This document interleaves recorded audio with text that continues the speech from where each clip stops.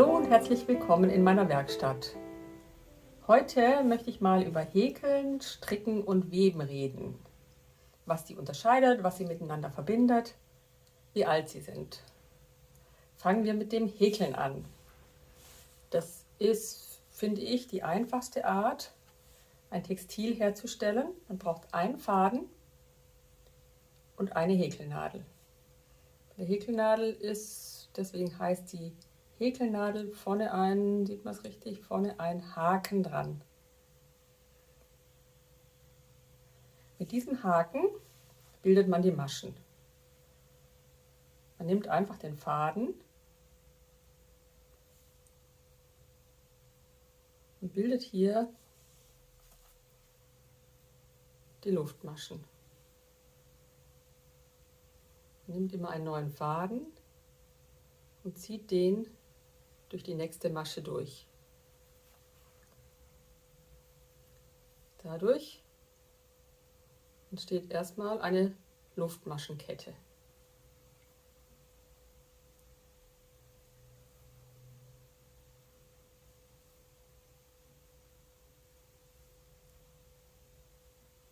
Hat man die geschafft, kann man damit weiter häkeln. Man kann zum Beispiel feste Maschen machen. Dazu sticht man da rein, holt eine Masche raus und durch die zwei Maschen, die entstanden sind, häkelt man eine neue Masche. Dann sticht man in die nächste Luftmasche, holt wieder eine Masche dadurch und durch die zwei Maschen, die entstanden sind, häkelt man eine neue Masche. So kann man die ganze Reihe entlang gehen.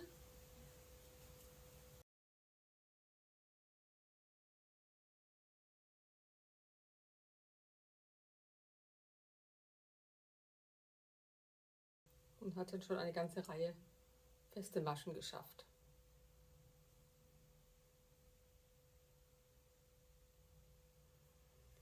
Dann gibt es auch noch die Möglichkeit, Stäbchen zu häkeln. Dann nimmt man einen Faden drumherum, hat dann hier 3 Schlaufen, geht mit der nächsten Masche durch die erste Schlaufe, die aus 2 gebildet wird, und durch die nächste, die wieder aus 2 gebildet wird. Dann hat man eine feste Masche.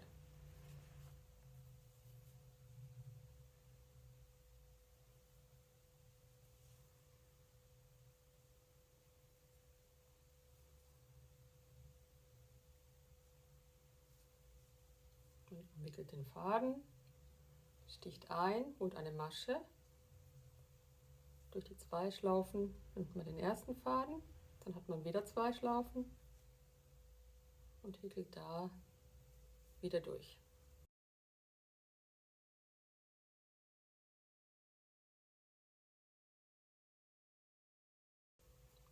Und hat hier so relativ schnell, ohne große Vorbereitung, ein Stück gehäkelten Stoff.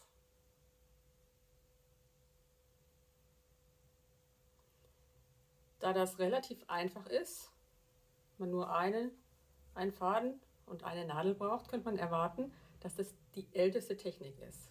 Stimmt aber gar nicht. Nachgewiesen gibt es Häkeln erst seit 1800. Das hätte ich jetzt nicht erwartet. Was typisch für Häkeln ist, sind Topflappen, Decken vielleicht oder auch Kleidungsstücke. Also das war das Häkeln. Gucken wir mal, wie das beim Stricken ist. Stricken ist, finde ich, schon ein bisschen komplizierter. Man braucht mindestens 2 Stricknadeln, die am Ende keinen Haken haben. Die sind einfach nur, beide einfach nur so eine Spitze.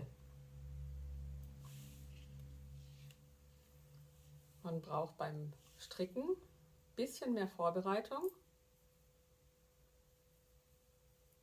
Und zwar muss man die Maschen vorher auf die Stricknadeln anschlagen.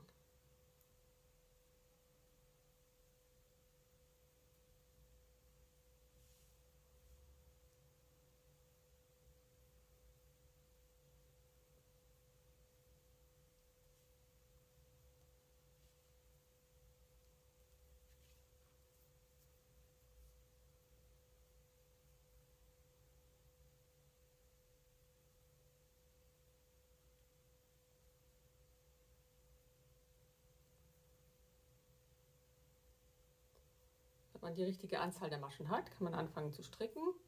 Dabei sind die Maschen immer auf einer der Nadeln. Bei der Häkelnadel war das ja so, man hat immer nur die Masche, an der man gerade arbeitet. Beim Stricken sind alle Maschen immer auf einer der Nadeln. Man geht von vorne durch, holt hinten den Faden und zieht da auch eine Masche durch. Also Stricken ist eigentlich ähnlich wie Häkeln mit Maschen, aber man braucht eben 2 Nadeln. Es gibt rechte und linke Maschen.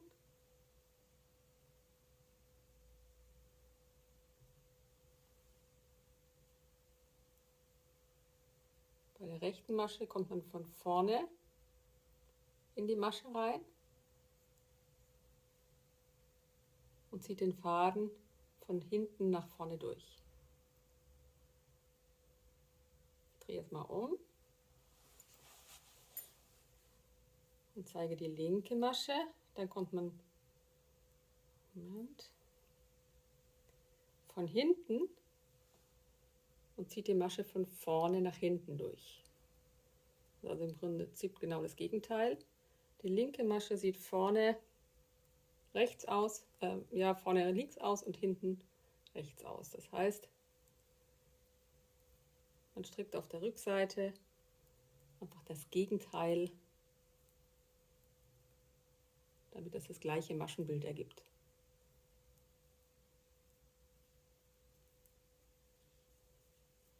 Nochmal die andere Seite.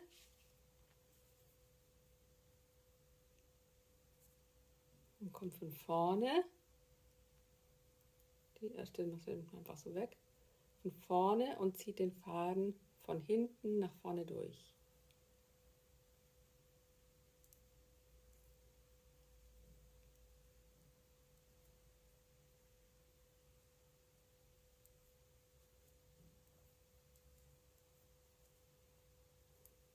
Wenn man da geübt ist, geht das auch ziemlich schnell und hat ziemlich schnell ein kleines Gestrick.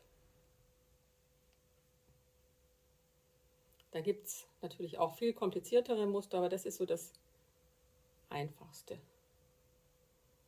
Stricken gibt es schon ein bisschen länger als Häkeln. Das ist schon bekannt seit 300 vor Christus. Da gibt es Funde von Gestricken seit 300 vor Christus. Bei beiden Sachen gibt es natürlich auch viel kompliziertere Sachen. Man kann stricken mit 5 Nadeln, man kann häkeln auch mit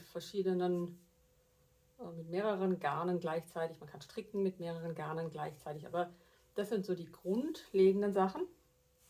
Kommen wir zum Weben. Beim Weben ist es so,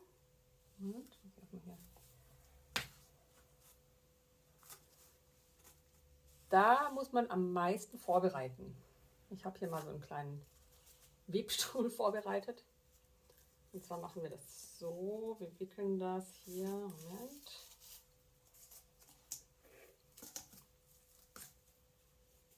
So darum.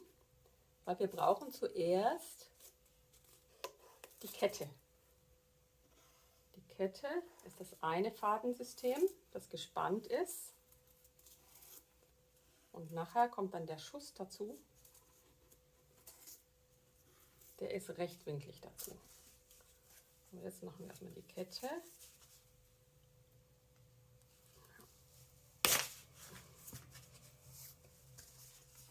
Es soll auch Scheren geben.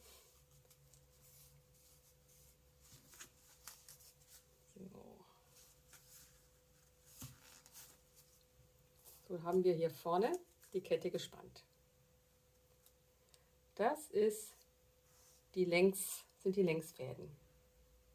Dazu brauche ich jetzt einen Schussfaden. Der geht quer dazu, den nehme ich jetzt mal in einer anderen Farbe, dass man es gut erkennen kann. Was am einfachsten ist die Leinwandbindung. Und die geht folgendermaßen. Man geht immer über einen Faden, unter einen Faden, über einen Faden, unter einen Faden. So, drunter, drüber, drunter, drüber. Und dann ziehe ich das hier so durch. Dann hat man den ersten Schuss. Der Schuss, das ist typisch beim Weben, ist immer rechtwinklig zur Kette. Das sind 2 Fadensysteme. Und auf dem Rückweg bei der Leinwand macht man das Gegenteil. Wo man vorher drüber war, geht man das nächste Mal drunter. Also hier drunter, drüber, drunter, drüber, drunter, drüber. Man sieht, dass sich das jetzt kreuzt. Das ist natürlich jetzt viel zu lose, das ist nur, dass man sehen kann, bei dem richtigen Gewebe ist das alles viel enger beieinander.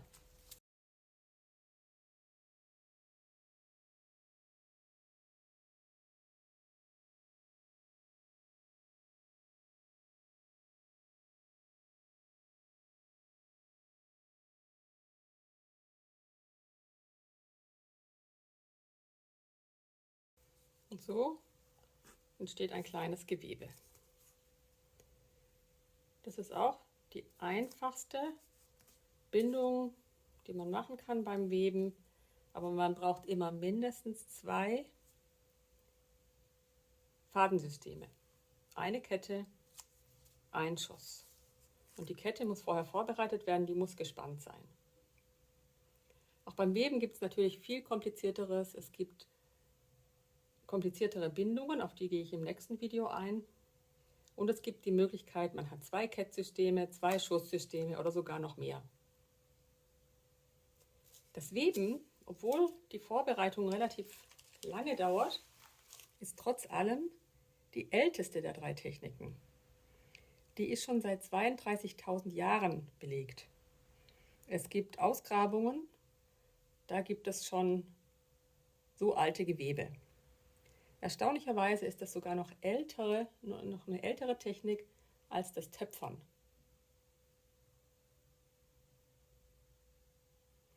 Wie man jetzt das Einfache, was ich hier auf diesem Karton gemacht habe, auf einen Webstuhl bringt und was ich da beachten muss und wie man da einfach kompliziertere Sachen machen kann als das hier, das zeige ich später in einem anderen Video. Bei dem hier ist man natürlich sehr begrenzt. Man kann nur so viel weben, wie lang, so hoch wie dieser Karton ist. In einem Webstuhl ist man da sehr viel unbegrenzter. Man hat da eine Kette, die sehr viel länger ist. Und wie das alles funktioniert, wie man das alles macht, erzähle ich ein anderes Mal. Ich hoffe, es hat euch gefallen, die 3 Textiltechniken jetzt mal miteinander zu vergleichen. Ich würde mich über Kommentare freuen, über Fragen, die ihr da vielleicht dazu habt, die ich beantworten könnte, oder über Erfahrungen, die ihr damit gemacht habt. Für heute sage ich Tschüss.